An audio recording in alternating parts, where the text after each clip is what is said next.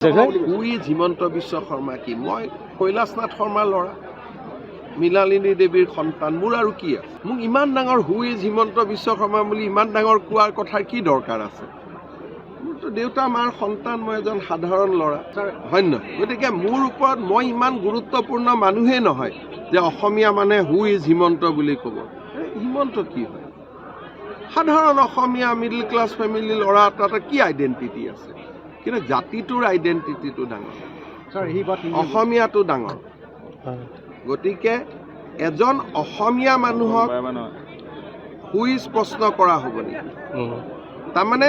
মিয়া বদৰুদ্দিন আৰু অসমীয়া হিমন্ত একে হৈ গ'ল তাৰমানে অসমতে কালি কোনোবাই ক'ব প্ৰদীপ বৰা এনেকুৱা হ'ব পাৰিব নেকি তাৰমানে অসমীয়া এজনক সুধিব মানে অসমত অসমীয়া কোন মানে অসমীয়াত এতিয়া অসমীয়াকে সোধা হ'ব বুলি